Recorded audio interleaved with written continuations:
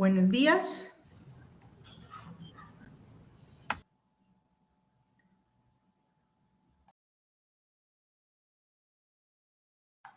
Bueno, vamos a dar inicio a nuestra siguiente sección del día de hoy con la charla inicial de el profesor Jorge Vitama, titulada Ensamblaje de genomas con lecturas largas. El profesor Jorge Vitama es ingeniero de sistemas de la Universidad de los Andes, con doctorado en ciencias de la computación de la Universidad de Connecticut.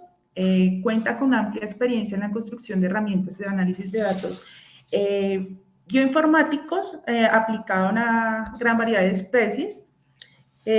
Ha trabajado en el Instituto Max Planck de Genética, en el Centro Internacional de Agricultura Tropical y actualmente pues tiene un cargo como profesor asistente en el Departamento de Ingeniería de Sistemas de la Universidad de los Andes. Ha desarrollado varias herramientas bioinformáticas, incluido el NextSeq para descubrir variantes en tecnologías de secuenciación, RefHack para haplotipado molecular, Explora para detección de QTL en datos de secuenciación y PrimeHunter para el diseño de primers en subtipificación de virus.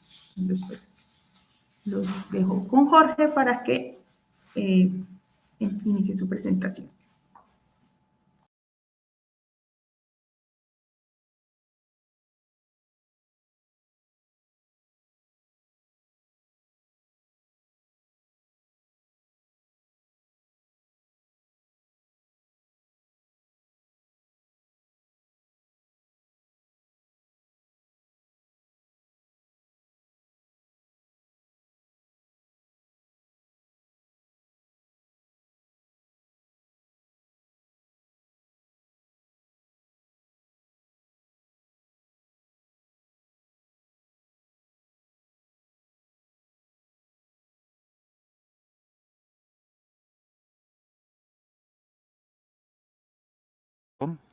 Listo, Jorge. Sigue. Gracias. ¿Ahora sí me escuchan?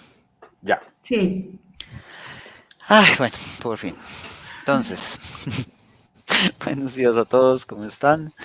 Y como les contaba Jennifer, mi nombre es Jorge Vitamas, profesor del Departamento de Ingeniería de Sistemas. Y pues les voy a contar un poquito de lo que he venido trabajando con genómica, de lo último que he venido trabajando con genómica, en particular con ensamblajes de lectura largas. Pero antes de eso, les voy a, primero que todo, agradecer a la Sociedad de Estudiantes, al Capítulo de Colombia, y a Jennifer por invitarme pues, a charlar en el evento. Yo creo que pues, la sociedad ha hecho un trabajo muy chévere, pues, continuado de hacer diferentes eventos, hacer diferentes charlas, de moverse bastante, estar en los congresos, estar en el congreso de SMB. Y conectado con eso, también les quiero agradecer a futuro de una vez porque pues, la sociedad de estudiantes va a estar involucrada en la organización de nuestro Congreso de Bioinformática, nuestro Congreso de Informática y Biología Computacional, CCBCOL 6, que estaba presupuestado para hacerse este año, pero pues gracias a nuestro compañero del COVID no se pudo. Pues no se pudo en parte, no se hubiera podido hacer virtual, pero creo que llevamos un consenso en que realmente es muy buena idea que lo hagamos presencial. Entonces decidimos moverlo para marzo 28 a 1 de abril de 2022, así como pasó con los Olímpicos. Y entonces va a ser todavía en Cartagena, va a ser presencial. Entonces ya dentro de poco estaré empezando a enviar la diferente publicidad para el evento. Estamos todavía construyendo muchas cosas, pero entonces estén atentos para que puedan presentar sus trabajos en el Congreso. Bien, eso les quería contar a modo publicidad. Bien, ya para contarles pues, lo que, pues, bueno, voy a contarles lo que ya vine a contarles hoy. Entonces, nuevamente el trabajo que les vengo a contar está enmarcado en secuenciación de genomas, yo creo que una de las tareas más clásicas de lo que se llama bioinformática por el lado genómico. ¿Cuál es la idea? Obtener la secuencia de individuos. Como problema de biotecnología, pues entonces lo que tenemos es como entrada el tubito de ADN extraído, inclusive tal vez la muestra de sangre o lo que quieran secuenciar. Y como salida, pues tenemos un archivo de texto que pues tendría la composición y el orden de los nucleótidos en la molécula, que pues esa es la información de base para poder hacer todo el trabajo que sigue, para poder, digamos, entender esa información, ya sea con el que sea el objetivo biológico que estemos persiguiendo. Entonces, como yo creo que todos saben, pues la secuenciación de genomas ha sido pues toda una revolución en los últimos años. Aquí está este dibujo que más me demoro en presentando lo que viene es actualizarse, en el cual pues están un historial de todas las tecnologías de secuenciación. La tecnología que más produce, el eje Y es cuánto se produce, digamos, en una semana, en una corrida, si quieren, sería Illumina, y que pues por lo tanto por costos es la más barata y producen lecturas muy muy buenas, por debajo de 1%. Pero luego el problema principal que tiene, que es lo que está relacionado aquí con el eje X, es que va a producir lecturas de 2 por 250, variadas de 250 bases, que pues es relativamente poquito, no es bueno para hacer un ensamblaje de un genoma complejo, y no va a cambiar. O sea, muy seguramente pues, no, pues es algo que ya no va a cambiar a futuro. O sea, por la forma en que funciona la tecnología, pues ya es muy poco probable que cambie a futuro. Entonces, por eso, pues desde la década pasada se ha desarrollado y pues ya está en un estado bastante maduro de dos tecnologías que se llaman PacBio y MiniIon, que nuevamente seguramente ya han escuchado hablar de ellas, las cuales pues son un poco más caras, y pueden estar entre .220 centavos, puede ser de 3 a 20 centavos por megabase. En el caso de PacBio, de MiniIon y de PacBio con el protocolo clásico, con el CLR, pueden producir lecturas muy largas, pueden producir lecturas que van inclusive arriba de los 100 KB hoy en día, pero con unas tasas de error de 0.1, de 0.15, 10-15% de tasa de error. Pero lo que sí fue un cambio importante es que por la forma en que funciona PacBio, hay un protocolo, uno de los protocolos desarrollados que es de circularización, permite generar lecturas que se vuelven un poco más caras, por lo que toca producir, básicamente cada molécula se secuencia muchas veces, entonces eso hace que se vuelva un poco más caro, pero la ventaja es que la tasa de error es comparable, incluso tal vez mejor a la de Illumina. Entonces que ese protocolo Consensus Sequencing produce hoy en día lo que se llaman las lecturas Hi-Fi, y pues comercialmente se llaman Hi-Fi, que lo que tienen de especial es que son grandes, 20 KB, 30 KB, no llegan a los 100 KB, pero sí pueden ser fácilmente de 20 kilobases y con tasas de error muy pequeñas. Entonces, digamos, última tecnología de protocolo, pues vuelve y revoluciona la genómica. Con esto, digamos, lo que es viable es que se pueden ensamblar genomas completos de organismos complejos, de mediana complejidad, y se puede hacer un avance bien grande con organismos bien complicados, con genomas bien complicados. Bien, entonces, pues la consecuencia de eso es que básicamente se está secuenciando literalmente todo lo que se mueva, haga algo, tenga vida, se está secuenciando, y pues la cantidad de genomas que van a empezar a salir y que están saliendo ya bastante secuenciados es pues gigante. O sea, ya se va a secuenciar nuevamente, va a secuenciar un montón de especies diferentes, y además se van a secuenciar mucha variabilidad dentro de cada una de las especies. Bien, ¿qué hemos hecho nosotros históricamente para, digamos, responder a esto de la secuenciación genómica? Digamos que uno de los problemas que se tiene cuando uno hace esto es que pues genera las lecturas pues son información gigante y imposible de manejar a mano.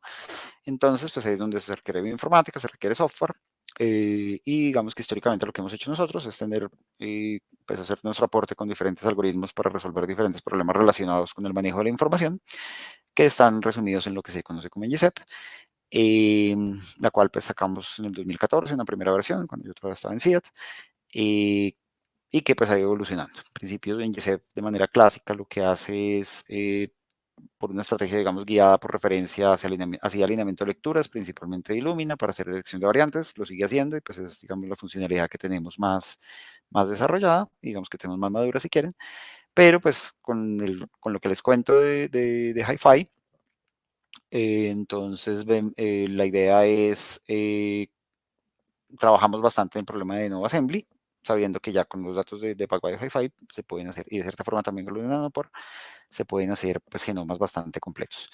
Entonces, entonces ya hoy en día les vengo, pues digamos lo que les voy a mostrar hoy es lo que hemos trabajado con respecto a ensamblaje de nuevo. Bien, como problema informático, tenemos las lecturas. Las lecturas las pueden pensar como un rompecabezas gigante, complicado, con millones de piezas. Esta es la figura, de hecho, más o menos real si fueran datos de Illumina, al menos de los iniciales. Con PacBio las lecturas son más largas, pero igual son un montón. Entonces, y pues en principio vienen sin ningún orden ningún estilo. Y nuevamente el objetivo pues es producir el genoma pues ya ensamblado. El o los varios cromosomas del genoma que queramos ensamblar. Entonces, ¿cómo se hace eso? Digamos que la técnica clásica, si lo que, digamos, si ustedes ven un curso básico de algoritmo en bioinformática, es lo que les van a contar, es que pues, se construye un grafo de sobrelapes, que la opción 1 es decir, bueno, para manejarlo como si fuera texto, entonces yo lo que hago es identificar lecturas, básicamente como la secuenciación se hace con redundancia, se secuencia de tal manera que cada base está representada 40, 50 veces. La consecuencia natural es que pues, va a haber sobrelapes entre las lecturas y entonces el primer paso es identificar esos sobrelapes. Con lo cual pues, se construye lo que se llama el grafo de sobrelapes pues, para poder hacer el ensamblaje. Entonces lo que se trata de identificar pues, es sufijos, secuencias, pares de secuencias tales que el sufijo de una corresponde con el prefijo de otra. Es, digamos lo más sencillo que se piensa hacer. Y se arma entonces un grafo dirigido en el cual va de sufijo a prefijo y que tiene pues como peso, se le puede anotar el tamaño del sobrelape. Porque pues sobrelapes más grandes va a querer decir que pues están más cerca.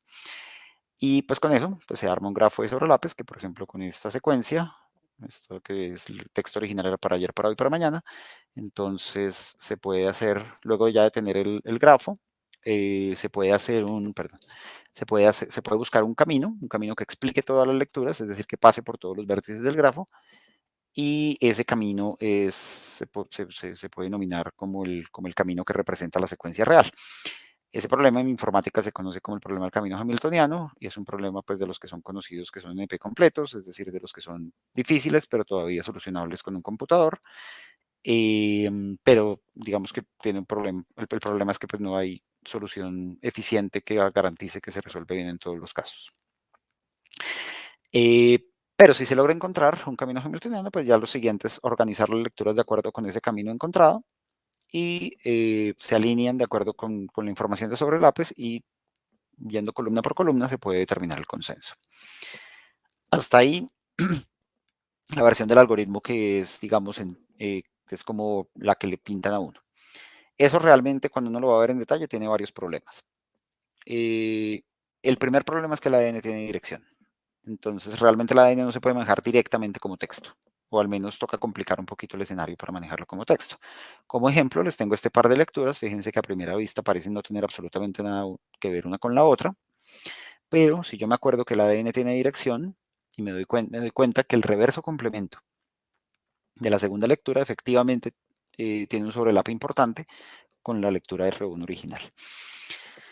Entonces, para poder tratar de mantener la misma topología de grafos, el mismo estilo de grafo, uno lo que podría pensar es que entonces puede pintar dos vértices por lectura, tener tanto la lectura como su complemento reverso y hacer ejes de este estilo.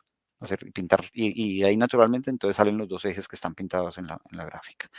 Y sobre eso hay teorías, se le llama un assembly graph, digamos que es posible trabajar con él, pero pues es un enredo un poco el tema de que por cada sobrelape real aparezcan dos ejes, pues, bueno, que haya dos vértices por lectura no es tan grave, pero que aparezcan dos ejes que realmente corresponden a un solo sobrelape sí es un poquito complicado de manejar. Entonces, en NGCEP adoptamos una idea que pues ya estaba adoptada en la secuencia de herramientas que llevó al ensamblador de Canoo, y es básicamente que en lugar vamos a tener dos vértices por lectura, pero esos vértices no me van a representar secuencia y complemento reverso, sino que me van a representar algo así como el comienzo de la lectura y el final de la lectura, tal como viene. Vamos a tener un eje que conecta esos dos, porque pues la lectura pues conecta el comienzo y el final de ella misma. Y lo que vamos a tener para estos casos es que vamos a decidir si conectamos el comienzo vamos a calcular entonces el grafo va a ser primero que todo no dirigido, en este caso, y vamos a conectar los finales, el final de la lectura que realmente tiene el sobrelape. Entonces, en este caso que les contaba, que realmente el sobrelape es con el complemento reverso, lo que vamos a hacer es a conectar los dos finales de lectura, tal cual como vienen, porque esos son los dos que tienen el sobrelape. ¿Qué me gano yo con eso? En parte la dirección, un problema que tiene la dirección es que supone que yo conozco de cierta forma la dirección en la cual digamos, vienen las lecturas, y eso no es cierto. Las lecturas pueden venir con la misma probabilidad de una de las dos hebras o de la otra. y cuando lo estoy ensamblando no hay ninguna razón lógica para decir esta hebra es más importante que esta otra hebra. Entonces, hacerlo así como grafo no dirigido, pues nos ayuda a que realmente yo después puedo navegar este grafo en cualquiera de las dos direcciones, armar el ensamblaje y digamos que no va a haber una preferencia por una dirección específica. El siguiente problema es que en la historia, digamos, como se la pintan desde el comienzo, es que realmente los sobrelapes son más difíciles de encontrar por lo que lo que uno creería por el tema de errores. Que cuando los errores son snips, o sea, perdón, son sustituciones, pues no hay lío, no hay mucho lío, se pueden encontrar, digamos que con hacer un poquito de semillas y arreglarlo se puede encontrar más o menos fácil, pero realmente la mayoría de errores, inclusive en Pagwayo Hi-Fi, son indels, son por ejemplo expansiones de homopolímeros. Y eso complica un montón el tema de encontrar sobrelapes. Entonces, realmente, a pesar de que en teoría pues el pedazo más complicado del proceso es sacar el camino, por ser un camino hamiltoniano, realmente en tiempo de ejecución, el problema más complicado es el de hecho, armar el grafo por el problema que hay con los errores y pues por la dirección. Entonces, ¿cómo se hace eso? Básicamente uno puede utilizar K-mers para identificar los sobrelapes, teniendo en cuenta pues, todas las dificultades. Uno podría en principio recorrer todos los pares de secuencias, pero todos los pares, inclusive en Pagwayo, digamos, una secuencia de un genoma humano son, por ejemplo, 5 millones de lecturas, entonces la cantidad de pares puede ser del orden de 10 a la 12, puede ser muy grande. Y además toca multiplicar por el tamaño de las lecturas. Entonces AMN cuadrado, pues eso es muy computacionalmente muy costoso. Entonces lo que se hace es, bueno, primero que todo, pues recordamos que son K-mers, son subsecuencias de un tamaño K, digamos que eso no tiene mucho misterio. Digamos que esta es una secuencia, entonces los K-mers, ahí están en esta tabla todos los K-mers, por ejemplo, que se pueden extraer de esta secuencia, mirando solamente el strand positivo. Si miro el strand negativo, pues aparecen el doble de aparece el doble de los K-mers, aparece otra tabla de estas. ¿Y cómo se utilizan? Entonces, el algoritmo, digamos, que se llamaría básico para utilizar K-mers para identificar sobrelapes, lo que haría sería extraerlos de todas las secuencias, se guarda en dónde comienza, en qué lectura está y en dónde comienza. Se identifican pares de secuencias que compartan una cierta cantidad de K-mers, porque pues, los pares que compartan, si dos secuencias se parecen, así tengan errores, pues deberían tener bastantes K-mers compartidos. Y finalmente, pues ya con los candidatos se realiza alineamiento pareado. El problema grande es que ese primer paso, el de extraer todos los K-mers de secuencias y sobre todo guardar toda esa información, pues es costoso en memoria. Entonces, en los diferentes softwares se han hecho diferentes alternativas para hacer una especie de subsampling, una especie de submuestreo de los K-mers, de no guardarlos todos, pero que todavía pues, se pueda retener como la posibilidad de identificar pares de secuencias que compartan K-mers. Entonces, ¿qué hacen en Canu? En Canu lo que hacen es, se tienen varias funciones de hash, con lo cual se arma un sketch, entonces se generan de manera más o menos aleatoria al comienzo varias funciones de hash para identificar los K-mers. Lo que se hace es recorrer secuencia por secuencia y realmente de cada secuencia, para cada par entre secuencia y función de hash, se genera un solo valor que sería el mínimo de todos y ese es el primer número. Luego se hace eso con la misma secuencia, pero con la misma lectura, pero con otra función de hash, la misma lectura, pero con otra función de hash, y así en adelante. De cada función de hash se recupera un solo número, y entonces lo que tengo por lecturas en estos arreglos, que son lo que se llaman sketch, que tienen ese valor mínimo para cada una de las funciones de hash. Lo que demuestra en el paper de Canu, tal vez en 2-3 papers, de hecho en este paper, el de Berlín 2015, es que con esta sola información yo tengo lo necesario para poder identificar sobrelapes. O sea que los secuencias que se parezcan mucho van a tener sketches similares. Y bien. Ahí pues el truco es de saber, digamos que la calibración y lo que toca determinar es, bueno, cuántos de estos necesito. Entonces, para secuencias pequeñas, para genomas pequeños, puede que con algunas poquitas funciones de hash sea suficiente. Para genomas como el humano, pues la estimación que está en el mismo paper es que al menos se necesitan alrededor de 3.000 funciones de hash, es decir, el arreglo sería más o menos de 3.000 posiciones, con lo cual pues ya empieza a ser, digamos, relativamente comparable el tamaño con el tamaño de la lectura original. Bien, pero con una facilidad más grande para identificar los sobrelapes. Bien, y esto pues en esencia es lo que tiene Canu como algoritmo para armar los ejes. Luego pues lo que se hace, digamos, ya para los k-mers se les hace un peso que depende pues de qué tanto aparezca en la lectura con respecto a qué tanto aparezca en todas las lecturas, en el corpus completo. Esto viene pues de teoría de información. Se calcula el TF y DF y pues con eso pues se sabe un k-mer qué tan importante es para armar un sobrelape. ¿Qué pasa en software como WTDBG? WTDBG, el problema acá no pues es que es relativamente, todo ese proceso es relativamente pesado. Con lectores de Paraguay originales pues podía demorar semanas corriendo. Ya con lectores de Hi-Fi se demora pues más o menos un día, 2 días hacer en un genoma humano. Entonces, pues obviamente pues diferentes personas han hecho diferentes alternativas. En particular, pues Henley pues hizo decidió identificar las lecturas con el concepto de minimizers. Entonces, en el caso de minimizer, lo que tenemos es que no seleccionamos todos los k-mers de la lectura, de cada lectura, sino que con un tamaño de ventana, tomamos todos los k-mers que están en esa ventana y solamente seleccionamos nuevamente el que tenga el mínimo valor de hash. Eso para lo que sirve es que para que los que seleccionemos, como que no queden, si, digamos que una alternativa muy sencilla es poder seleccionar, uno puede seleccionar de a 5 k-mers o de a 20 k-mers o seleccionar los que no se sobrelapen, pero en errores de Indel lo que puede, eso puede producir un efecto muy negativo y es que cuando hay un Indel, como que se descuadran los que estoy seleccionando y entonces puedo dejar de encontrar muchos sobrelapes importantes. Entonces, hacerlo así con minimizers por ventanas, pero con una ventana, digamos, ayuda a que digamos que el proceso sea dinámico y entonces los Indel afectan mucho menos cuáles son los k-mers que estoy escogiendo. Y entonces se vuelve otra vez probable encontrar los sobrelapes correctos. Entonces, esto es lo que hace WTDG y lo que hacemos nosotros también. Ahí, pues, una de las claves es saber cuál es esta función de hashing, cuál es esta función que produce estos números. Uno puede hacer una función aleatoria, digamos que es una de las recomendaciones. Eso tiene el problema de que, por ejemplo, de que algunos k-mers, digamos que aparecen muchas veces, pueden tener valores de hashing chiquitos, pueden ser escogidos y pueden hacer un poco de desorden con el algoritmo. Entonces en NGC seguimos la misma estrategia de minimizers, pero decidimos hacer la función de hash con respecto a la distribución de k-mers. Entonces, en esencia, lo que uno quiere en últimas, para que este proceso sea eficiente, es que los k-mers relacionados con secuencias que aparecen una vez tengan valores más pequeños para que tengan más probabilidad de ser seleccionados, mientras que k-mers que son de secuencias repetitivas tengan menos probabilidad. Y por otro lado, los k-mers que salen por errores de secuenciación, pues uno no quiere que aparezcan mucho.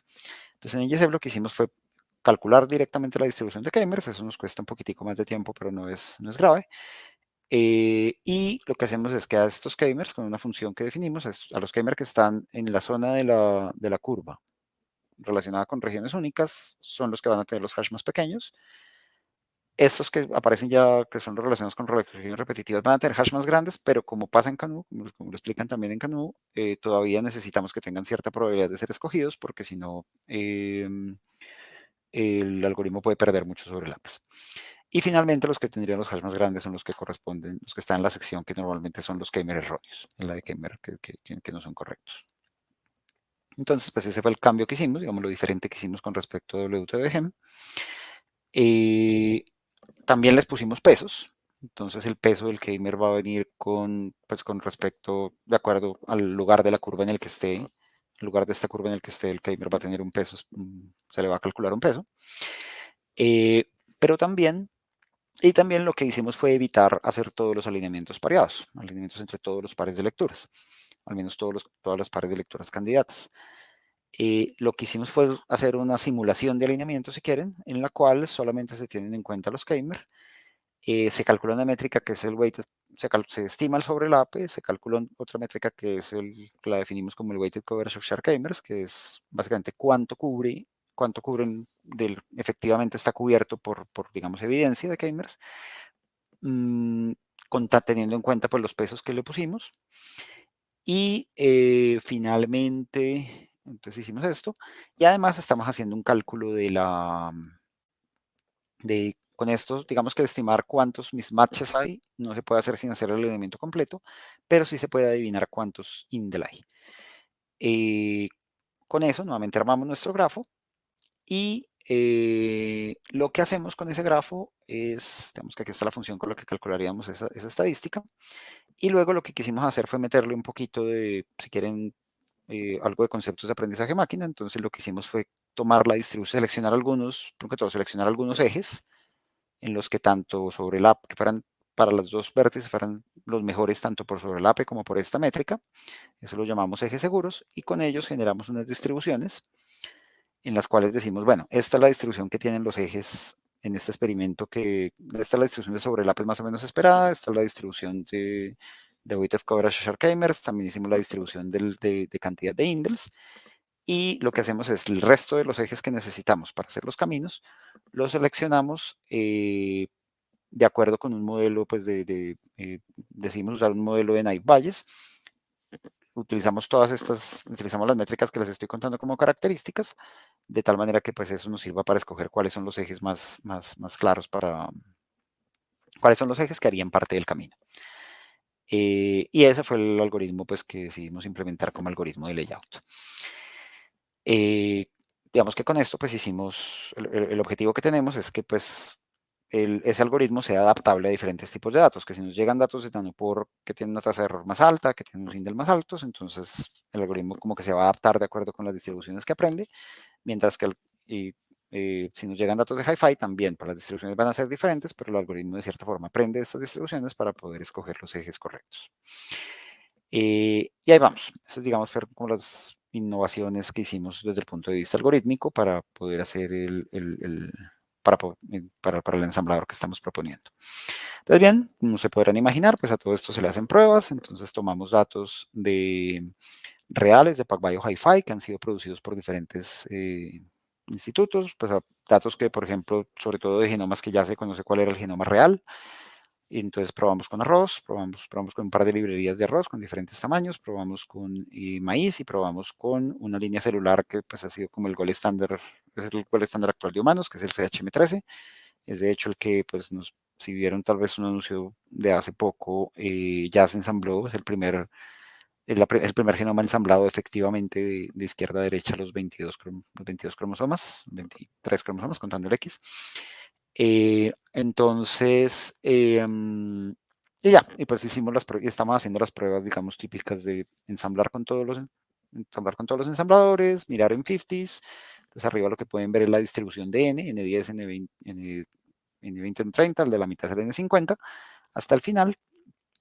Y para poder contrastarlo, esa sería como la métrica con la cual se puede medir sensitividad. Y entonces se contrasta con la especificidad, que en este caso sería cuántos misassemblies hacemos, de acuerdo pues con las estadísticas que saca Quast.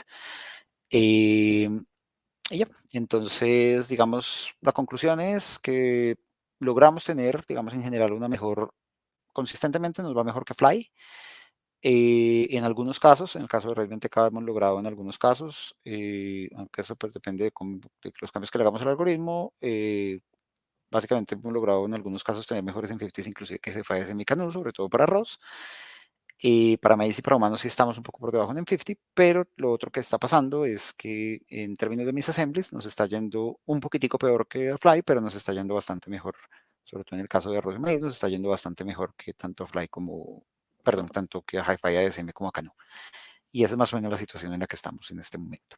Entonces digamos que los resultados son promisorios, todavía no le ganamos claramente a todo el mundo en absolutamente todo, podemos concluir que la herramienta es competitiva en este momento, de pronto es un poco más conservadora en términos del M50, aunque realmente los M50 si uno los ve en número absoluto son bastante buenos, son M50 de 10 megas, de 20 megas, que eso ya es pues prácticamente ensamblar brazos de cromosomas completos y prácticamente regiones, segmentos génicos completos. Y estamos nuevamente tratando de ser bien conservadores en la tasa de error porque pues por experiencia les digo, los misassemblies son dificilísimos de cachar cuando uno ya está haciéndolo pues con algo que no conoce el genoma, que es básicamente la situación normal si uno lo está haciendo pues ya con un objetivo biológico. Encontrar los misassemblies es bien complicado. Encontrar misassemblies, romperlos, arreglarlos, necesitan una tecnología adicional como HiC, como mapas ópticos, necesita algo diferente, entonces es lo que sí estamos tratando de hacer, digamos, de manera un poco conservadora, es asegurarnos que tenemos la menor cantidad de misassemblies posibles. Bien, entonces eso es lo que les cuento en términos de benchmark. Por ahí de paso les vendo, tenemos nueva interfaz gráfica. Entonces antes teníamos el plugin de Eclipse que era, yo creo que era bonito, fácil de usar, pero era un poquito, se veía extraño de instalar, era, digamos, asustado un poquito. Entonces hemos hecho un trabajo bien grande para tener interfaz gráfica, tenemos logo, gracias a María del Rosario que está por acá. Y Eric nos está ayudando pues a terminar todas las diferentes funcionalidades. Ya tenemos algunas funcionalidades liberadas y ya estamos en el proceso de terminar todas las funcionalidades que tiene el software. Bien, yo creo que eso era lo que les tenía para hoy.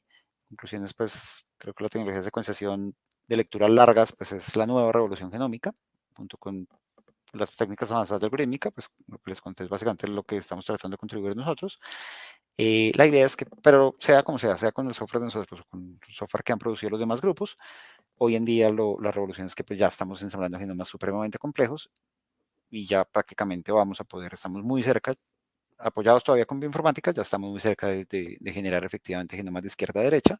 En el caso de organismos un poco más sencillos, de microorganismos, yo creo que ya eso es una realidad. De varios microorganismos ya es una realidad que el ADN ya se puede ensamblar completamente. En el caso de INGESEP, pues quisimos hacer algunas innovaciones algorítmicas, hacer algo también de trabajo de desarrollo de algoritmos para poder ensamblar genomas complejos y pues ahí lo estamos evaluando contra los demás. Y estamos trabajando todavía diferentes alternativas. Es trabajo en progreso, estamos tratando de publicarlo relativamente pronto, pero pues como ustedes saben, el software evoluciona, sigue evolucionando independiente de cuándo se publique. Entonces seguimos trabajando y seguiremos trabajando en alternativas para aumentar la contiguidad sin afectar la calidad y también la eficiencia. Bien, agradecimientos, pues esto es un trabajo de muchos estudiantes, de varios estudiantes que han pasado por el grupo, que nos han contribuido, estos son solo algunos de ellos, los que han contribuido como más directamente al ensamblador, pero pues hay bastante gente, y pues también del personas del departamento de sistemas que nos han apoyado bastante en diferentes formas en este proceso. Le agradezco a Paula, que pues con ella han tenido conversaciones bien interesantes relacionadas con este trabajo, y pues el funding, pues los recursos de este trabajo vienen de MinCiencias y pues, también de un esfuerzo interno de la Universidad de los Andes a través de, de nuestra maestría de biología computacional y con el apoyo del centro de alto rendimiento, del centro de cómputo de alto rendimiento de la universidad.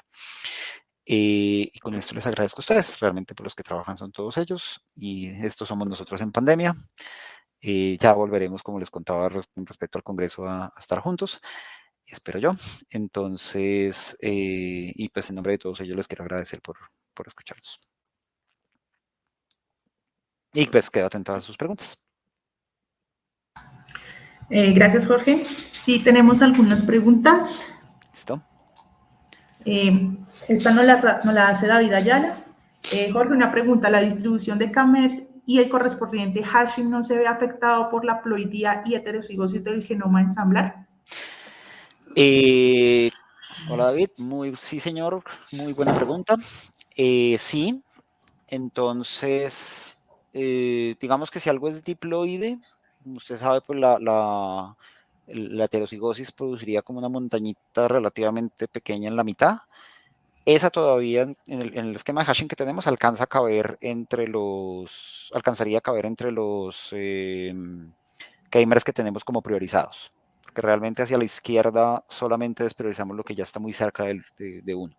Ahora, ahí es donde es bien importante entender por qué se pide cubrimiento. Entonces, tanto en los grafos de De Bruijn anteriores como en estos grafos, el cubrimiento se pide realmente, la profundidad realmente se pide es por eso, porque donde uno tenga uno muy bajito, efectivamente ya empezar a distinguir heterocigosis, distinguir la zona de heterocigosis, si se quiere llamar así, de la zona de errores, pues ya empieza a ser casi que imposible. Con respecto a poliploidía, fíjese que digamos que si es en el caso de autopoliploidía, lo que se tendría pues es, realmente la curva corresponde al único en el genoma ploide, ¿no? Entonces la poliploidía no, genera que la distribución de pronto hacia la izquierda sea más, digamos, como montañuda tal vez, pero por la misma razón que le contaba, pues todavía se manejaría bien. Ahora, si es un halopoliploide, seguramente sí ya habría un par de picos y ahí tocaría, la verdad, para serles sincero, tocaría mirar o sea, hasta ahora, digamos que sí, no les mostré, pero estamos tratando de integrar haplotipado molecular, lo que pues ya teníamos antes de haplotipado molecular, para poder hacer bien diploides. de ahí para adelante todavía está bastante en progreso. Yo creo que no solo para nosotros, sino para todas las herramientas. Vale, gracias. Ahora, la siguiente pregunta nos las hace Yanis Valencia. Muchas gracias por su presentación. Quisiera saber si Nextstep trabaja con lecturas de diferentes tamaños. Yanis, muchas gracias. Sí, pues ahí, digamos, el tema de tamaños está más guiado por la tecnología, ¿no? Y en Illumina las lecturas tal como vienen tienden a ser del mismo tamaño siempre, pero luego entonces uno le hace que remoción de adaptadores, pues puede hacer como el trabajo de limpieza previa, y entonces ahí te quedan de diferentes tamaños, que siempre y cuando no, por ejemplo, ahorita me pasó con una persona que el proceso de limpieza le dejaba lecturas vacías, o sea, con tamaño 0, y ahí sí pues el software tenía un poco de un problema ya con el formato del archivo. Pero más allá de eso, digamos que en el proceso de limpieza normalmente las lecturas de Illumina quedan de diferentes tamaños, el software no tiene problema en manejarlos a través de las diferentes funcionalidades. Para lecturas de PacBio es solo normal, entonces que el 20.000 es solamente un promedio, pero realmente hay una distribución de tamaños de lecturas normalmente. Entonces es lo que normalmente ocurre. Muchísimas gracias, Jorge, por tu presentación. No tenemos más preguntas. Bueno, Jennifer y Jessy, también muchas gracias a ustedes nuevamente por invitarme. Sí, tengo que retirar ya porque tengo clase. No puedo acompañarlos desafortunadamente como quisiera, pero pues me toca cumplir la hora de profesor. Y nuevamente les agradezco nuevamente lo del congreso y a todos los vuelvo y les dejo en la cabeza pues que vamos a tener congreso pronto. Seguramente nos vamos a ver pronto. Ojalá Vale, sí. nos podamos ver el próximo año. Listo.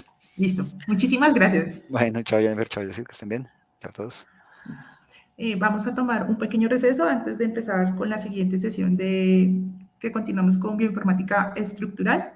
Entonces, un pequeño receso. Los invito a que se sienten en las mesas y hagan networking.